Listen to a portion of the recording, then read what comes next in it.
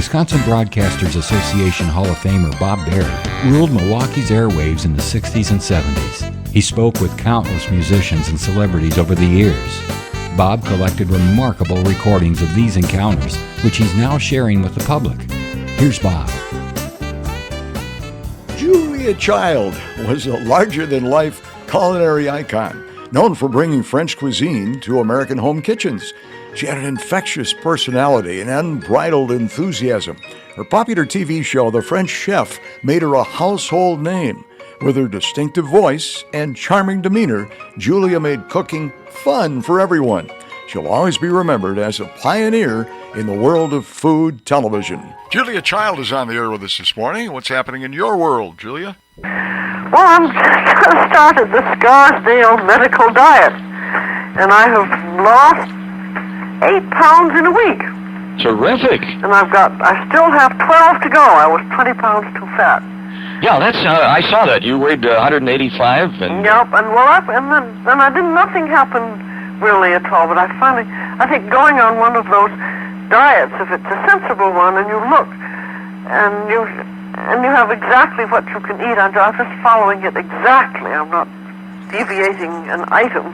And of course you're tall too, though, you know. Yes, I was using that as an excuse for a long time. Now, is it all that good cooking, or is it some snacks in between, or... No, I think, too, it's age, too. I think if you've got to get over 25 or 30. Julia Child is on the air with us. She made her debut on British television a couple of years ago. Viewers in droves called the BBC, and they asked if she was tipsy. I think they were used to very serious, kind of home economic, white hospital gown type cooking. Would you say that that's why you're so successful, that you've been so popular? Well, that's because it's more informal, I think, and it's more the way most people cook. Though we do sometimes get terrible criticisms from people saying, wiping your hands on your dirty black skirt. So I have to show that it's a clean blue apron and things like that. But I think otherwise, people are much more relaxed about cooking than they used to be, don't you?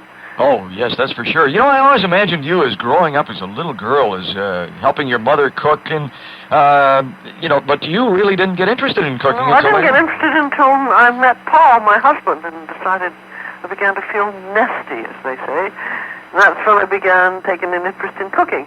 Do you have a favorite recipe when you have guests over to your house? Is there something that you like? Well, I do, because, I have lots of favorite recipes, but I'm always having to try out new things, so guests are usually guinea pigs. Anything embarrassing ever happened when you were cooking? Well, I always hate it when things don't turn out very well. I remember we were doing a chocolate souffle, and it wasn't quite ready at exactly the time it was supposed to be, so we had to stop the tape and hold. And I made the mistake of listening to the director rather than him listening to me, because he wasn't a cook. And he said, no, we had to wait about 3 minutes until the souffle came out. And it was perfectly beautiful, way up high, and I had a collar around the neck of the dish, and it just looked beautiful.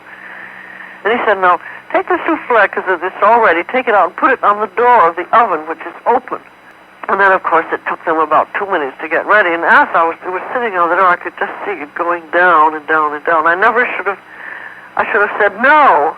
But I think in one of those situations, you're used to obeying what the director says, because you've got to have one command. That was a great disappointment, just to seeing it going down and down from having been so magnificent. Imagine.